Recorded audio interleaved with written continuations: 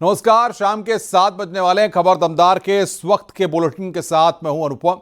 मथुरा में एक बार फिर नगर निगम ने अवैध अतिक्रमण पर बड़ी कार्रवाई की है। धौली प्याऊ क्षेत्र में नगर निगम की टीम बुलडोजर के साथ पहुंची और टीम ने सड़क पर बने अवैध अतिक्रमण को हटवाया। इस दौरान कुछ अतिक्रमणकारियों का चालान भी काटा गया। नगर निगम टीम ने अतिक्रमणकारियों को चेतावनी दी है कि अगर दोबारा अतिक्रमण किया तो अगली बार जुर्माने के साथ साथ सजा की कार्रवाई हो सकती है।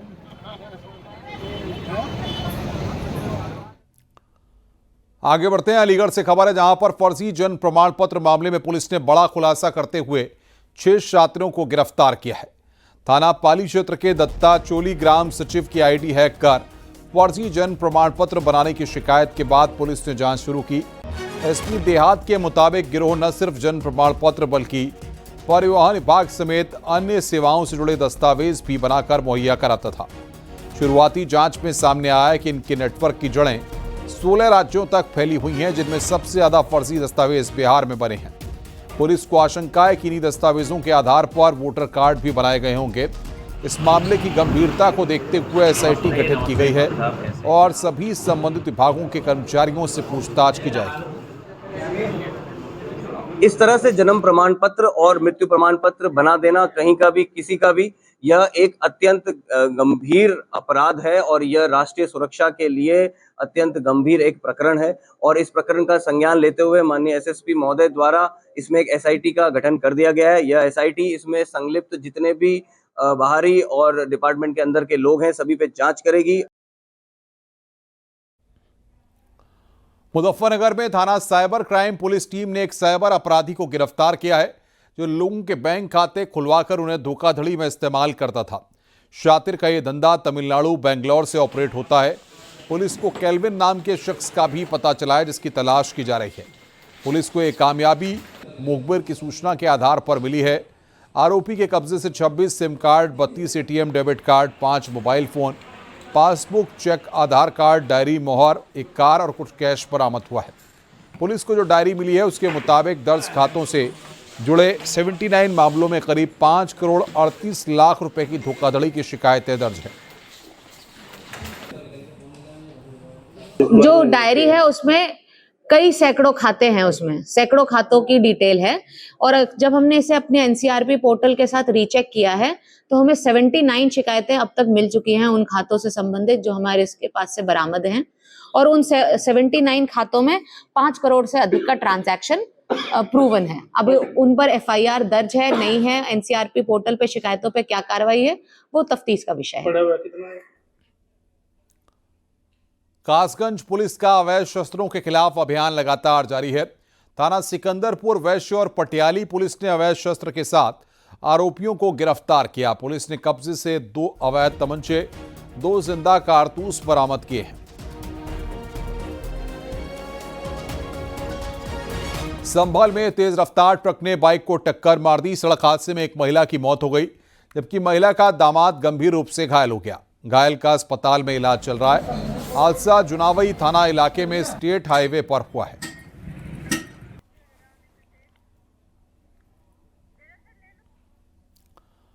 बुलंदशहर से खबर है, जहां पर थाना बीबीनगर क्षेत्र के बस स्टैंड के नजदीक बने जनसेवा केंद्र पर टप्पेबाजी की घटना सामने आई है। एक शातिर ने बड़ी चालाकी से जनसेवा केंद्र संचालक को अपनी बातों में उलझा लिया। ठग ने झांसा दिया कि उसकी बहन के आधार कार्ड से पैसे निकालने हैं। इसी बहाने उसने नकली मोबाइल फोन, जिसमें सिम तक मौजूद नहीं था, वहां छोड़ दिया और मौके से 7,000 रुपए लेकर फरार हो गया। ये घटना केंद्र में लगे सीसीटीवी में कैद हो गई। घटना के बाद जनसेवा केंद्र संचालक ने पुलिस में शिकायत दर्ज कराई है।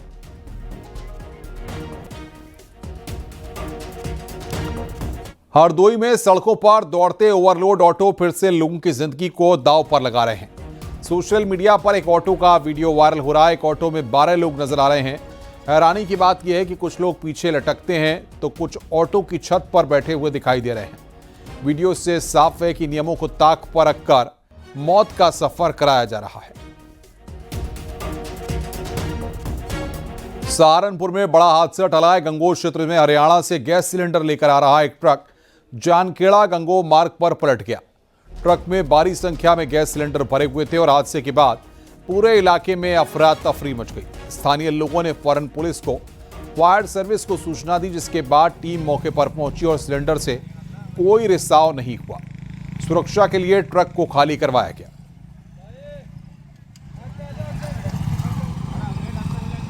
मेरठ में हुए सौरभ हत्याकांड की आंच लखीमपुर तक पहुंच गई है। यहां एक युवक ने पुलिस से गुहार लगाई है कि उसकी पत्नी ने मेरठ कांड की तरह उसे भी नीले ड्रम में पैक करने की धमकी दी है। मामले की जांच कोतवाली पुलिस को सौंपी गई है। मामला सदर कोतवाली क्षेत्र के सलेमपुर का है, जहां पीड़ित पति अकील ने पुलिस अधीक्षक के दफ्तर पहुंचकर प्रार्थना पत्र दिया। उसने बताया कि उसका पत्नी परवीन से पिछले 6 महीने से विवाद है। अब उसकी पत्नी ने उसको धमकी दी है कि उसको मारकर नीले ड्रम में भरकर ऊपर से प्लास्टर कर देगी। पीड़ित अकील अपने बेटे के साथ पुलिस अधीक्षक के दफ्तर पहुंचा।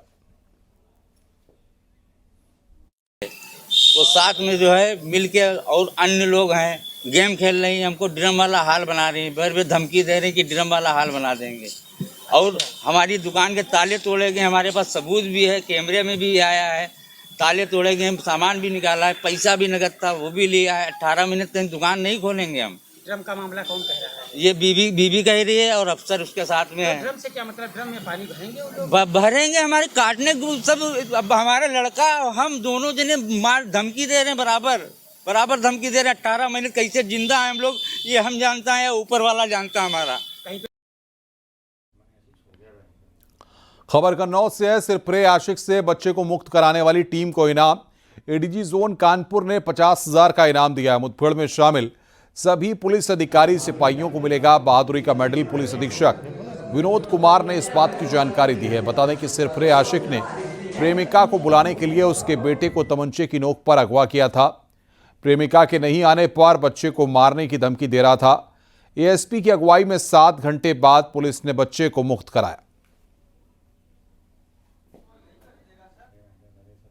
दीपू चक नामक अपराधी ने एक 8 वर्षीय बच्चे को गन पॉइंट पर लेकर के उसको बंधक बनाया हुआ था। तो हमारी पुलिस टीम ने जिस सफलता से उस ऑपरेशन को अंजाम दिया और पुलिस मुठभेड़ के द्वारा उस बच्चे को सकुशल बरामद किया, इसके लिए वरिष्ठ अधिकारियों ने टीम की भूरी भूरी प्रशंसा की है।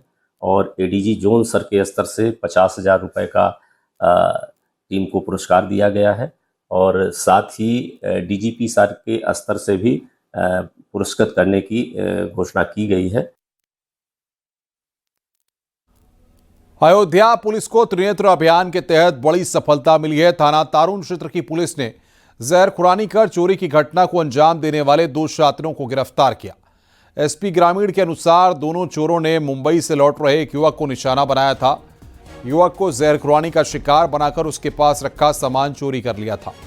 पीड़ित की शिकायत के बाद से ही पुलिस शातिरों की तलाश में लगी थी।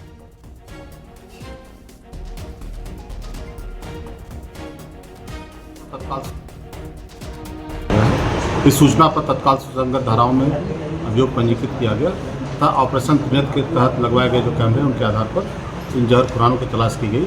तो इस पूरी घटना में 2 जहर खुरान पकड़े गए हैं, जिसका पहले का नाम मैनू रामनारायण पुत्र सीताराम, ये नवाबगंज जनपद गोंडा का रहने वाला है, जिसके विरुद्ध पहले से ही 12 मुकदमे हैं, तथा दूसरा मनोहर राणा पुत्र नेम सिंह, ये जहांगीरपुर जनपद गौतम बुद्ध नगर का रहने वाला, इसके खिलाफ भी आपराधिक इतिहास, जिसके विरुद्ध 3 मुकदमे हैं।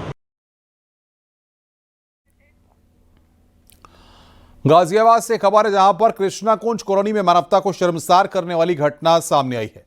महिला ने बेटी को जन्म दिया तो ससुराल ने उनके सिर के बाल काट दिए, उन्हें ताने दिए, बुरी तरह पीटकर घर से निकाल दिया। डिलीवरी के दौरान पेट में लगे टांके तक टूट गए। महिला का इलाज चल रहा है। पुलिस ने उनकी शिकायत पर पति समेत 7 पर केस दर्ज कर लिया है। बता दें कि पीड़ित महिला के पहले पति की 2022 में मौत हो गई थी। पहले पति से एक 7 साल का बेटा है, जिसके बाद अब दूसरी शादी करीब 1 साल पहले मोदीनगर की कृष्णा कुंज कॉलोनी में नितिन के साथ हुई।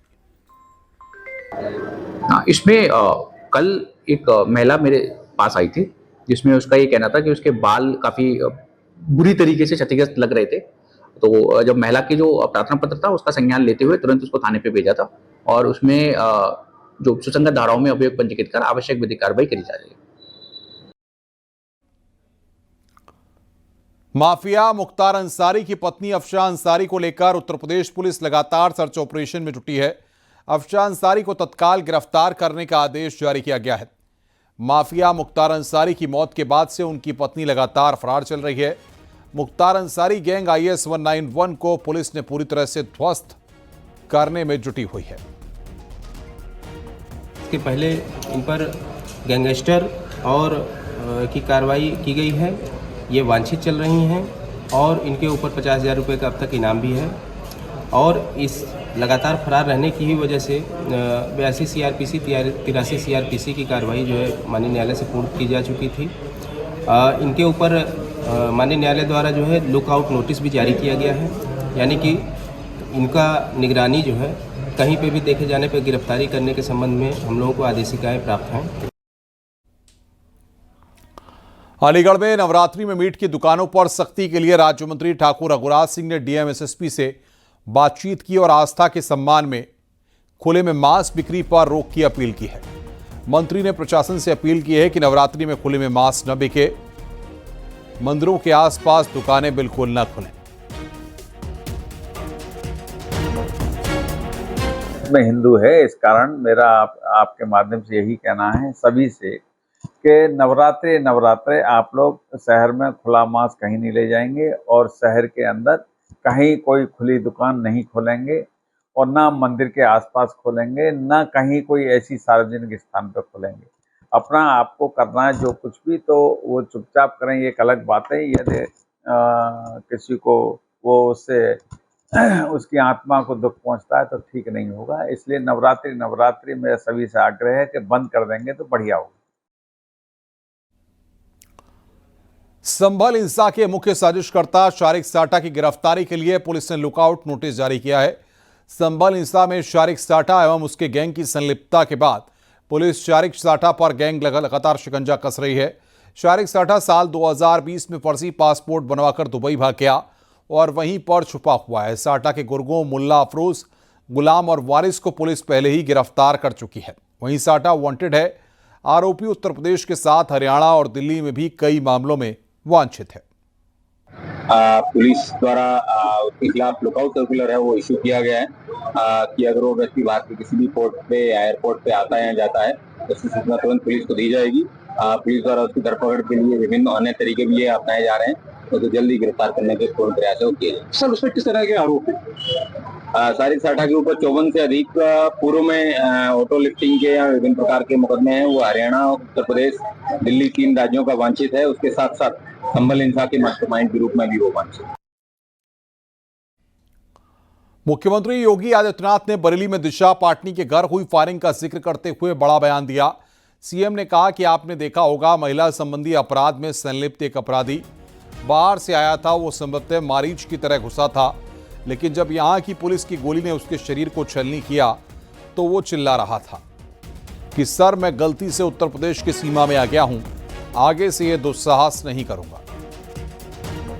आपने कल देखा होगा महिला संबंधी अपराध में संलिप्त एक अपराधी बाहर से आया था और संभवतः मारीच की तरह घुसा था, लेकिन जब यहां की पुलिस की गोली ने उसकी शरीर को छलनी किया तो कल वो चिल्ला रहा था कि साहब, मैं गलती से उत्तर प्रदेश की सीमा में आ गया हूं, आगे से ये दुस्साहस नहीं करूंगा। और यह हर उस अपराधी को करना पड़ेगा जो महिला सुरक्षा में सेंध लगाएगा, उनके सम्मान और उनके स्वावलंबन में उसमें बाधक बनेगा। उसके सामने संकट की यही चुनौती हमेशा खड़ी होगी। वहीं अखिलेश यादव ने एनकाउंटर्स को दिखावटी बताया। अखिलेश यादव ने सरकार पर तंज कसते हुए कहा कि सरकार एनकाउंटर्स दिखाकर लॉ एंड ऑर्डर पर दिखावटी फैसले न ले।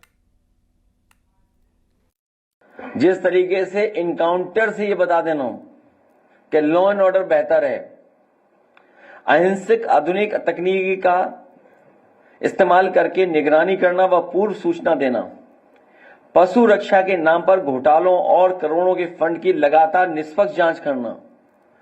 जिस तरह से बजट भी है, लेकिन बजट सही इस्तेमाल न करके सरकार उसमें बड़े पैमाने पे अपने लोगों से घोटाला करवा रहे हैं। दिखावटी निर्णय न ले सरकार। दिखावटी निर्णय न लेकर के बल्कि प्रैक्टिकल अप्रोच अपनाना। मिशन शक्ति 5 के मौके पर मंत्री दानिश आजाद अंसारी ने छात्राओं को सम्मानित किया। इस मौके पर दानिश आजाद अंसारी ने कहा कि योगी सरकार महिला सुरक्षा के लिए लगातार काम कर रही है और यूपी में महिलाएं पूरी तरह से सुरक्षित हैं। उत्तर प्रदेश आज हमारी नारी शक्ति के लिए एक सुरक्षित प्रदेश है और अपराध और अपराधियों के प्रति जीरो टॉलरेंस की नीति, खासतौर पर अगर वुमेन एम्पावरमेंट की बात होती है, वुमेन सेफ्टी की बात होती है, तो उत्तर प्रदेश देश का आज नंबर 1 प्रदेश बनने की दिशा में आगे बढ़ रहा है। उत्तर प्रदेश को एक सुरक्षित माहौल देना, भयमुक्त माहौल देना, अपराध मुक्त माहौल देना, भ्रष्टाचार मुक्त माहौल देना, ये हमारी उत्तर प्रदेश की योगी सरकार की प्राथमिकता है। आगे बढ़ते हैं। नोएडा अथॉरिटी की ई साइकिल परियोजना पूरी तरह से फ्लॉप हो गई है। सीईओ की अध्यक्षता में कमेटी गठित की है। सीईओ ने नोएडा ट्रैफिक सेल को नोटिस जारी कर ई साइकिलिंग से जुड़े अधिकारियों से जवाब तलब किया है। नोएडा में पर्यावरण संरक्षण और कार्बन उत्सर्जन को कम करने के लिए 2023 में नोएडा विकास प्राधिकरण ने ई साइकिल प्रोजेक्ट लॉन्च किया था। कुल 62 ई साइकिलिंग स्टेशन बनाए जाने थे, जिनमें से 31 ई साइकिलिंग डॉक ही बनकर तैयार हुए। मौजूदा हालत यह है कि कुछ स्टैंड पर ही साइकिलें हैं, उनमें ताला लगाने के साथ पहियों को जंजीर में जकड़ा गया है। पर्यावरण संरक्षण के लिए नोएडा अथॉरिटी ने ई डॉक की शुरुआत की थी, यानी ई साइकिलिंग की व्यवस्था शुरू की थी। साल 2023 में इसको शुरू किया गया था, लेकिन शुरुआत के 4 महीने बाद ये योजना फ्लॉप हो गई है। इस वक्त हम नोएडा के सेक्टर 25 में मौजूद हैं और आपको एक तस्वीर दिखाना चाहेंगे। हालांकि आप देखेंगे ये इनिशिएटिव फिट इंडिया मूवमेंट को देखते हुए शुरू किया गया, साथ ही पर्यावरण संरक्षक रहे। आपको बता दें, शुरुआती तौर में 31 ई डॉक बनाए गए थे। कुल मिला के 62 ई डॉक बनने थे, ताकि जो लोग हैं अपने ऑफिस जाना चाहते हैं या आसपास सब्जी लेने या कोई भी ऐसा काम जो घर से निकलना चाहते हो, और ऐसे में कारों का इस्तेमाल कम हो, वाहनों का इस्तेमाल कम हो, साइकिलिंग पर ज़्यादा जोर दिया गया था और इसी के तहत इसकी शुरुआत भी की गई थी।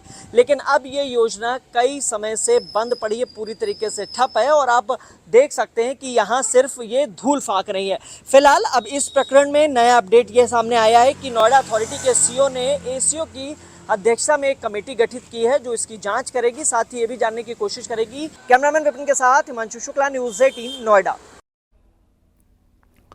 अयोध्या में राम मंदिर के शिखर पर ध्वजारोहण की तैयारी शुरू हो गई है। ध्वजारोहण को लेकर विवाह पंचमी यानी 25 नवंबर की तारीख तय की गई है। सूत्रों की माने तो राम मंदिर ट्रस्ट ने ट्रायल के तौर पर जमीन से 190 फीट ऊंचे मंदिर के शिखर पर ध्वजारोहण का ट्रायल भी कर लिया है। ध्वज को लेकर ट्रस्ट विद्वानों से बातचीत कर रहा है। मुख्य अतिथि समेत विशिष्ट अतिथियों के अलावा आमंत्रित अतिथियों की लिस्ट तैयार की जा रही है। कार्यक्रम में 3000 से ज्यादा मेहमान शामिल होंगे। 190 फीट ऊंचाई तक ध्वज जाएगा। आकार कितना हो, इतना बड़ा आकार होगा। ऊपर हवा ज़्यादा चलती है कि कम चलती है मालूम नहीं, तो फटेगा। उस पर चिन्ह क्या हो, तैयारी हो रही है और ऐसा विचार होगा, सबको खुशी होगी और आपको लगेगा कि आपने क्या किया है। राम मंदिर ट्रस्ट ध्वजारोहण कार्यक्रम को लेकर बाकायदा युद्ध स्तर पर तैयारियों में जुट चुका है। राम मंदिर ट्रस्ट के महासचिव की चंपत राय की माने तो विवाह पंचमी यानी कि 25 नवंबर को ध्वजारोहण की तिथि तय कर ली गई है। इसके साथ ही सूत्रों की माने तो बीते 2 दिन पहले राम मंदिर ट्रस्ट ने ध्वजारोहण को लेकर के पूर्वाभ्यास भी किया था। इसके साथ ही मंदिर के शिखर पर लगाए जाने वाले ध्वजा के आकार, प्रकार और उसके स्वरूप को लेकर विद्वानों से राम मंदिर ट्रस्ट मंत्रणा भी कर रहा है। राम मंदिर ट्रस्ट 25 नवंबर को राम मंदिर के निर्माण निमित्त होने वाले इस आखिरी कार्यक्रम को भव्यता और दिव्यता देने के लिए पूरी तैयारियां में जुटा हुआ है। लगभग 2.5 घंटे का यह समारोह न भूतों न भविष्यतों के तर्ज पर मनाया जाएगा। राम मंदिर ट्रस्ट की माने तो लगभग 3000 मेहमान इसमें आमंत्रित किए जाएंगे और इसके साथ ही इस ऐतिहासिक कार्यक्रम को ऐसा दिव्य बनाया जाएगा ताकि राम मंदिर की पूर्णता का संदेश पूरे विश्व में अयोध्या से जा सके। सहयोगी सर्वेश के साथ निमित गोस्वामी, न्यूज़ 18 अयोध्या। यूपी में पंचायत और विधानसभा चुनाव से पहले आरएसएस विश्व का सबसे बड़ा गृह संपर्क अभियान उत्तर प्रदेश में शुरू करने जा रही है। विजयादशमी को राष्ट्रीय स्वयंसेवक संघ की स्थापना के 100 वर्ष पूर्ण हो रहे हैं और 2 अक्टूबर से संघ शताब्दी वर्ष के कार्यक्रम का शुभारंभ होगा। अकेले उत्तर प्रदेश में संघ के स्वयंसेवक 2.5 करोड़ से अधिक घरों में संपर्क करेंगे। मंडल और बस्ती स्तर पर पथ संचलन कार्यक्रम निकाले जाएंगे। 2 से 12 अक्टूबर के मध्य महानगरों में बस्ती स्तर पर और ग्रामीण क्षेत्रों में मंडल स्तर पर पथ संचलन होगा।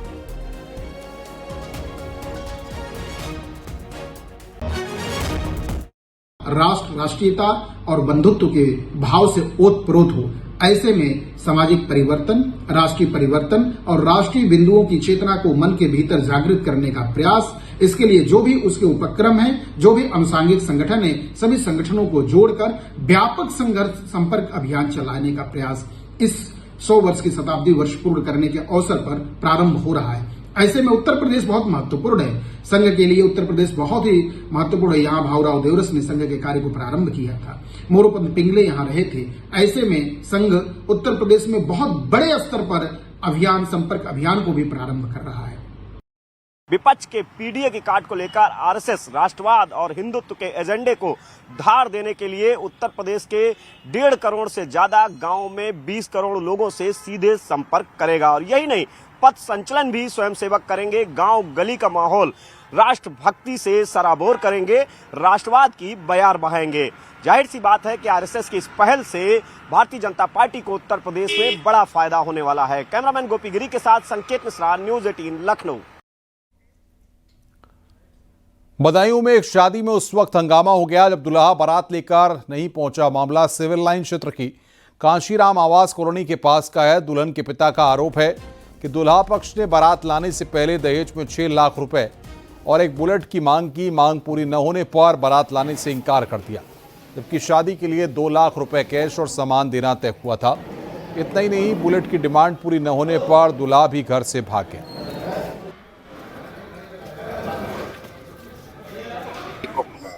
अब और कहना है कि ये गाड़ी भी दो भैया और 6 लाख रुपए दो। अच्छा, हाँ, तो आपकी क्या क्या तैयारी हो चुकी है? हमारी सब तैयारी देख लो साहब।